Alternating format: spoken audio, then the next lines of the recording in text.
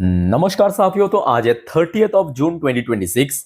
दोस्तों, बात करेंगे इस वीडियो में कुछ इंपॉर्टेंट कंपनी की शेयर्स के ऊपर, कुछ इंपॉर्टेंट अपडेट्स या कुछ इंपॉर्टेंट न्यूज़ है। तो चलिए एक एक करके कवर करते हैं। अच्छा, सबसे पहले हम बात करेंगे रिसेंटली लिस्टेड एक कंपनी है जिसका नाम है JSW डीलक्स लिमिटेड।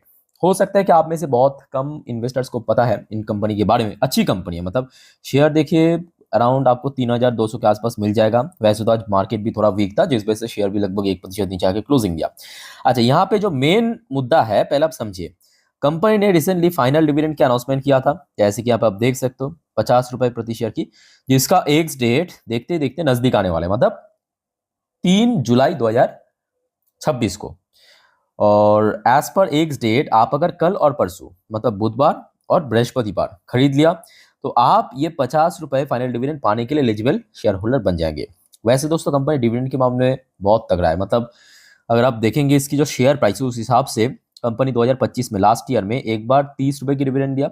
दूसरी बात देखिए, 156 रुपए की डिविडेंड दिया। 2024 की बात करें, 70 रुपए की डिविडेंड दिया। 24 में एक और बार डिविडेंड दिया था 25 रुपए के आसपास। तो ये इस बार मतलब 2026 की पहली डिविडेंड है। अच्छा, बाकी बात करें, NSE के ऊपर शेयर लिस्ट हुआ रिसेंटली। और जब लिस्ट हुआ NSE पे, आप देख सकते हो NSE पे ये कंपनी लिस्ट हुआ 24 अप्रैल, बहुत पहले की बात नहीं है। और उसके बाद से अभी तक शेयर ने काफ़ी अच्छा खासा चला है। ठीक है, कंपनी की बैलेंस शीट भी काफ़ी अच्छा रहा। लास्ट क्वार्टर रेवेन्यू में थोड़ा बहुत ड्रॉप देखने को मिला, और ओवरऑल बात करें कंपनी की मार्जिन बढ़ जाने के कारण काफ़ी हद तक प्रॉफिट भी बढ़ गया। ठीक है, तो इसके ऊपर आप लोग भी थोड़ा डिटेल में स्टडी कर लेना। चलो आगे बढ़ते हैं।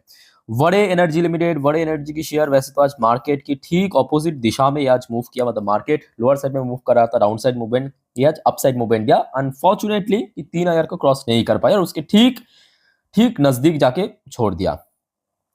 वैसे अच्छी कंपनी है, मतलब फंडामेंटल स्ट्रॉन्ग, ग्रोथ रेट अच्छा है।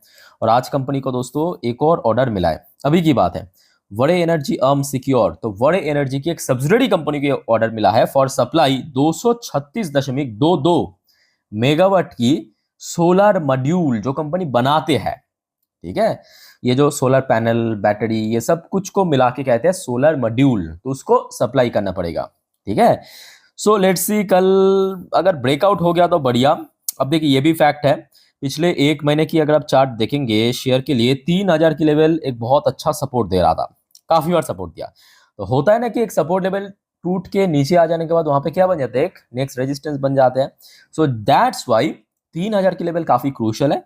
हाँ, 3000 अगर सस्टेन कर गया तो अपर साइड में 3500 अगला टारगेट हो सकता है। वो अभी दूर की बात है, बट सबसे पहले बात आपको 3000 को क्रॉस करना पड़ेगा। बाकी देखिए, कंपनी अच्छी कंपनी है और बहुत पहले की लिस्टेड भी नहीं है, बट ये भी फैक्ट है कि जब लिस्ट हुआ था ऑलमोस्ट यहाँ पे 1.5 साल के ऊपर हो चुका है, 2024 नवंबर से लेकर अभी तक। इसमें ऐसा कुछ बहुत बड़ा मूवमेंट हमें देखने को नहीं मिला। पी रेशियो वगैरह सब कुछ बढ़िया चल रहा है। ठीक है, तो इसकी वजह देखिए एक्चुअली कुछ जियोपॉलिटिकल फैक्टर भी जिम्मेदार है। अच्छा, IRFC के ऊपर एक छोटा सा अपडेट है। IRFC की शेयर वैसे तो आज फुल डे 90 रुपीज के ऊपर स्टेबल था और काफी शॉर्टर रेंज पे ट्रेड किया। अच्छा, न्यूज क्या है कि IRFC की एक बोर्ड ऑफ डायरेक्टर की चेंजेस हो रहा है।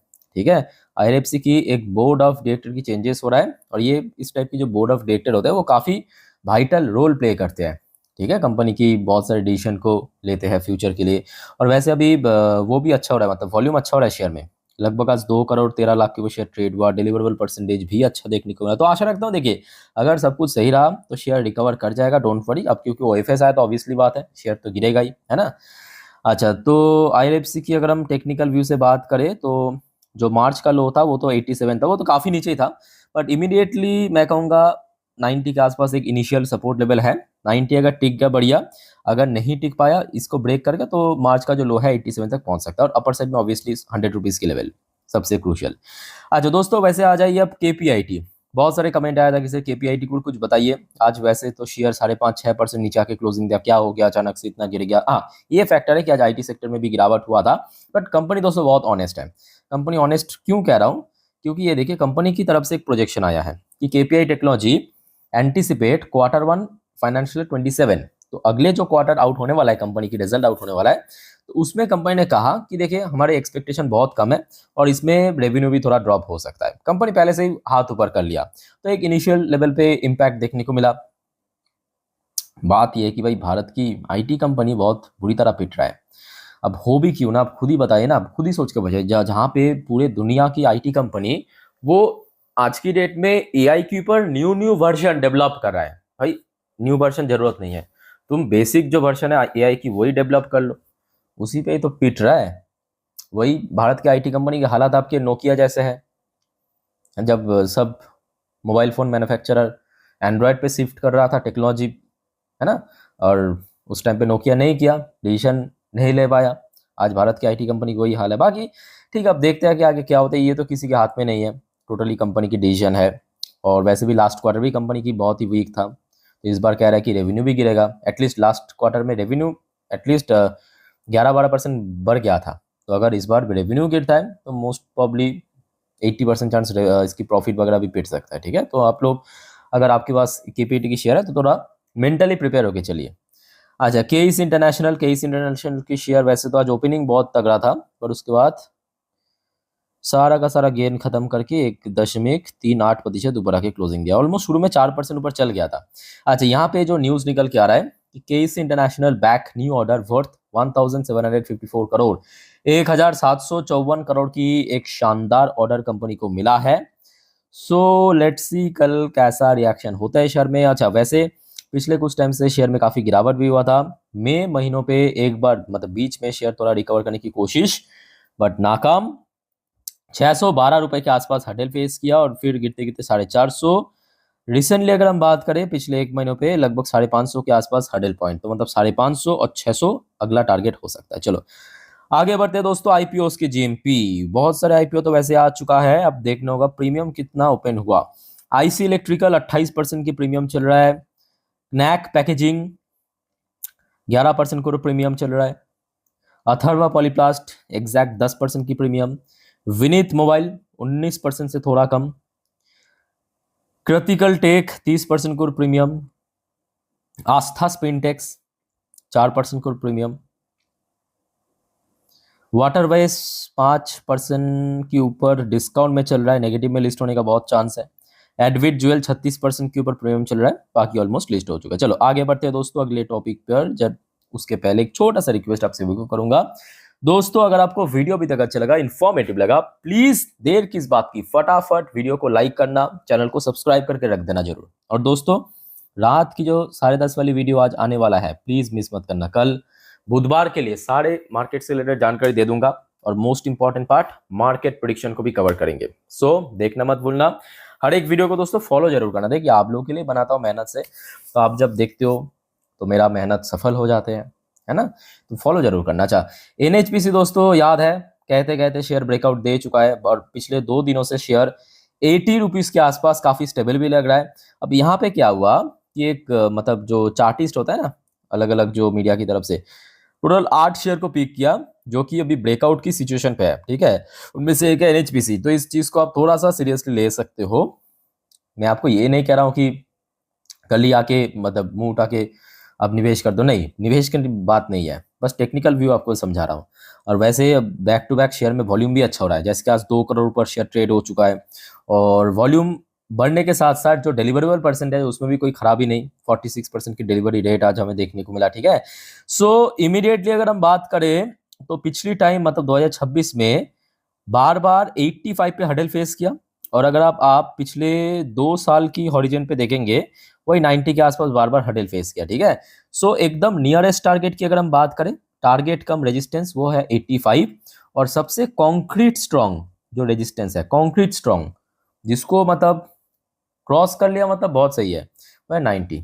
ये 2 हडल पॉइंट है एनएचपीसी के लिए आगे। ठीक है, अच्छा नेक्स्ट दोस्तों डिक्सॉन टेक्नोलॉजी। तो एक बहुत बड़ा लोगों के मन पे सवाल है कि सर बीच में ये जो ट्विंग करके शेयर ऊपर पहुंच गया, सीधा 12,000 क्रॉस करके 12,177 पॉइंट पे 12,200 पर निकल गया था, अजिंडा हाई टच किया, फिर नीचे भी आ गया, मतलब ये क्यों हुआ? कुछ ना कुछ तो हुआ होगा। तो बिल्कुल आप एकदम बिल्कुल सही हो दोस्तों। आपको पता होगा रिसेंटली एक रिपोर्ट चर्चे में चल रहा था कि शायद डिक्सॉन टेक्नोलॉजी और वीवो के बीच एक जॉइंट वेंचर फॉर्म हो सकता है, और फाइनली दोस्तों भारत सरकार यानी गवर्नमेंट ऑफ इंडिया ने उस जॉइंट वेंचर के लिए अप्रूवल दे दिया है, और जिस वजह से क्या होगा, कंपनी की रेवेन्यू ग्रोथ बढ़ेगा। जो कंपनी उस टाइम पे भी एस्टिमेट दिया था कि अगर ये जॉइंट वेंचर हो गया अप्रूवल, तो हमारा रेवेन्यू और ज़्यादा बढ़ेगा जॉइंट वेंचर के कारण।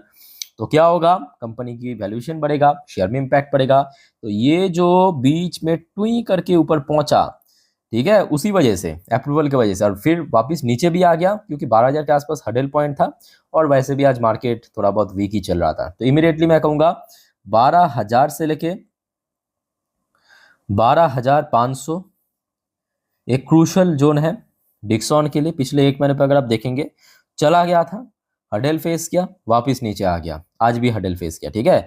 अच्छा दोस्तों, कुछ याद आ रहा है, मैं आपको कल ही बताया था, लास्ट वीक भी बताया था, कल भी बताया था कि कुछ कंपनी है, उसको दोस्तों प्लीज मिस मत करना। ये बस इनिशियल रैली पे है। एथेर एनर्जी उनमें से एक है।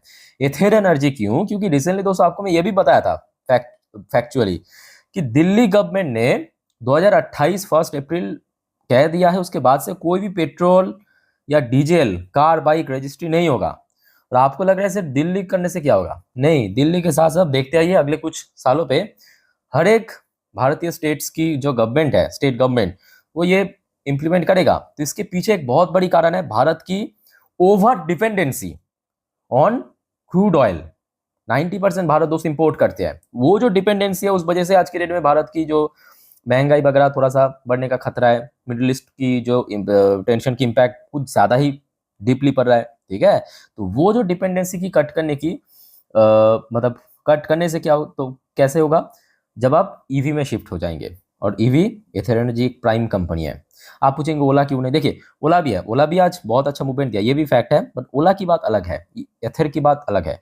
एथर क्या है? ये 100% दोस्तों सेल्फ रिलायंस है, मतलब 100% जो प्रोडक्ट है उसका जो जितने भी कंपोनेंट है खुद ही बनाता है, बैटरी से लेके मोटर हो गया, सब कुछ। जिस वजह से अब देखिए, ये लॉस मेकिंग कंपनी है, बट इसकी जो लॉस जो है बहुत जल्दी जल्दी रिकवर भी हो रहा है, जैसे कि आप देख सकते हो लास्ट क्वार्टर, ठीक है, सिर्फ आप 100 करोड़ का, और आशा रखते हो कि अगले 1-2 क्वार्टर में ये लॉस खत्म करके प्रॉफिटेबल कंपनी बन जाएगा। अच्छा, एक और सवाल आ रहा था सर, पारस डिफेंस में क्या करें? देखिए, पारस डिफेंस में भी फैक्ट है, आज की डेट में देखिए वॉर के चलते डिफेंस सेक्टर में डिमांड तो बढ़ रहा है, और पारस डिफेंस की या जेनटेक की, डेटा पेरेंट्स की खास बात क्या पता है? ये सारे कंपनी ड्रोन मैन्युफैक्चर करते हैं, और आज की डेट में ड्रोन की यूजेज सबसे ज़्यादा हो रहा है।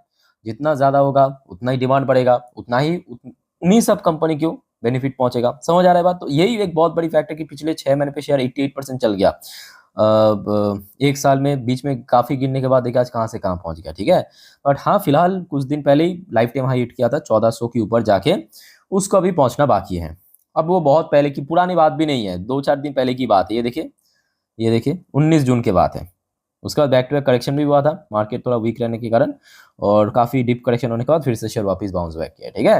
बाकी दोस्तों, और कोई आपका डाउट या कंफ्यूजन है कमेंट करके पूछिए। वीडियो वाइंड अप करता हूँ, मिलता है नेक्स्ट वीडियो में। टेक केयर, बाय बाय, जय हिंद।